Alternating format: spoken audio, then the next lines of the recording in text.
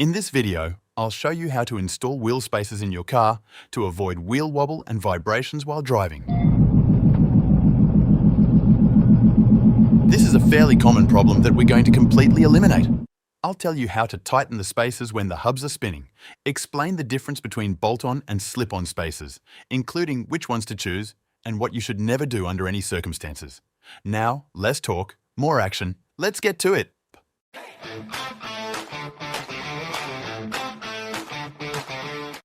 I decided to install spacers because the rims that were mounted when I bought this car are tucked in quite a bit.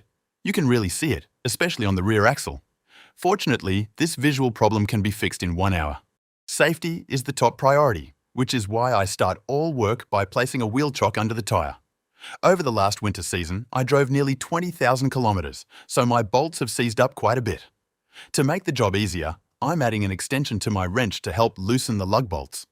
Before I lift the car with the jack, I loosen all of them. There is a dedicated jacking point under the car, so I place the jack beneath it. You can also place the jack under the rocker panel. I lift the car to the appropriate height, meaning high enough so there is a clearance of at least half a centimetre under the tyre. Just don't stick your fingers in there to check if there is a gap yet. I slide a tyre under the side skirt, just in case. We will be tightening the spacers with quite a lot of force.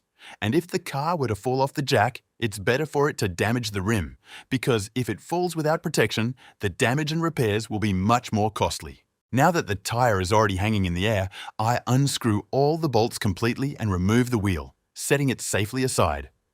This is also a perfect moment to conduct an inspection to see if everything is as it should be or if anything requires repair. What you see on the screen, the build-up on the hub, is responsible for a large portion of the problems associated with installing spacers.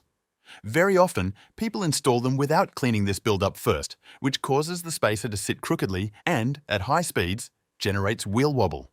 That's why I'll first thoroughly sand this whole area, starting with P100 grit sandpaper to scrape off most of the build-up, and then I'll switch to a finer grit, for example P400, to smooth out the entire surface and guarantee the desired effect.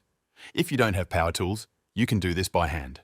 I do exactly the same thing with the rim, because build-up forms here as well, which can interfere with the proper seating of the rim on the spacer.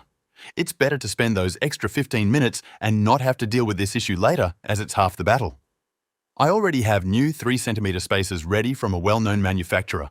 These are bolted into the hub using additional bolts included in the kit, and then the wheel is bolted to the spacer itself. The ones you see now I'll install on the rear axle, and for the front, I plan to use 2cm spacers. I decided to buy a new product because I didn't really have an idea how to check if those second-hand ones were straight. Believe it or not, even a piece of metal like this can be ruined. In a moment, I'll explain the difference between bolt-on spacers and slip-on ones, but first, I'll show you the first very serious problem you might encounter. As you can see, the spacer doesn't fit properly onto the centering bore, and there's no way to push it on nicely. Even if I could force it on, I wouldn't be able to remove it later without damage. This is due to the fact that both the bore on the hub and the one in the spacer are perfectly matched, and any dirt, rust or distortion, which could have occurred over time, for example, by hitting the wheel during installation, results in the lack of clearance we need right now. We're going to handle this smartly. Therefore, I'm first getting rid of the excess gunk using a wire brush, power tools, or even a file if necessary. If you like what I'm doing, please help grow this channel. Leave a like and subscribe. Thanks! Before we put everything back in its place, just a quick clarification on what the deal is with bolt-on versus slip-on spacers, how they differ, which ones are better, what their downsides are, and which of them you should choose for your own car to avoid wasting money and achieve the desired effect. Slip-on spacers are the ones you simply place between the wheel and the hub, securing them with a set of long bolts. They are much cheaper than the bolt-on ones, and the price is definitely their main advantage, but because of that, they aren't suitable when we need to install thick discs. That's why, in my opinion, the answer to the question of which ones to use is very simple. Up to 1.5 centimeters, you can install slip-ons without any problems.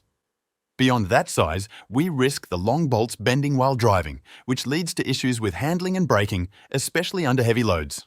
It also happens that during sudden maneuvers, the bolts snap and the wheel bends the entire hub, which then has to be replaced. Therefore, from 2 centimeters up, it is safer to install bolt-on spacers, as this eliminates such problems, and if we install everything correctly, you won't hear them either. Before we put them in place, I'll show you one more smart move. It's good to clean out the bolt holes because then we'll be sure to screw them all the way in and they won't loosen up. You can see how much rust collects there every year. I know. I'm a perfectionist and I have plenty of people telling me that. After all that cleaning, I place the spacer in its spot and this time it snaps all the way in just as it should. Plus, I can rotate it freely to line it up with the bolt holes without any trouble, which also means I'll be able to remove it easily later when swapping wheels with a different offset. I put the bolts from the kit into the holes. It's best to only use the bolts included in the kit for that specific spacer thickness, because they are neither too long nor too short. They are specifically calculated for the thickness of the part we're adding. I tighten the bolts by hand first as much as I can, and then with a wrench, following the star pattern principle for even tightening so that everything seats nicely and equally on all sides. I set the torque wrench to the correct value. In my case, it's 120 Newton meters. If you don't know what it should be for your car, ask under this video and I'll check it for you. And I tighten the bolts in a cross pattern, doing it evenly until I hear that characteristic click. Here, a second very significant problem might arise. Right now, I'm tightening the rear wheels where the handbrake is holding them so they don't spin. But it won't be that easy at the front. At the front, where the handbrake doesn't lock the hubs, everything spins while tightening, which prevents you from properly torquing the bolts. To effectively lock the disc itself without damaging it, you have to get a bit creative. But there's a clever hack for that. You can simply ask someone to press the brake pedal while you tighten the bolts. You just have to be careful so the car doesn't fall off the jack. If you're working alone, you can lock the brake just like I'm doing now, using a brace of the appropriate length. This is the safest and fastest way, where everything stays nice and rigid, allowing me to do my job with the torque wrench. Next, I position the wheel correctly and tighten all the bolts in a cross pattern without using excessive force. I do this until I feel the first significant resistance. Then, I set aside the safety wheel from under the car, carefully lower the vehicle from the jack, and only when the tyre touches the ground do I tighten all the bolts with the proper force using the wrench set to 120, just like before. While these aren't rims from the BMW palette, I'm popping in a centre cap to make it look neat. The size fits perfectly. In the next step, I check the tyre pressure, topping it up according to the tyre size and load chart located near the front driver's side door. Your car should also have a placard or sticker with information about this. Finally, it's time for the end result inspection. All the tyres are practically flush with the edge of the fender, which is exactly what I was going for. Remembering how it looked before installing the spacers, the effect is brilliant. Mission accomplished? Let me know how it went for you. If you enjoyed this material, check out my video on the full glow plug system rebuild. Take care, and good luck with your repairs.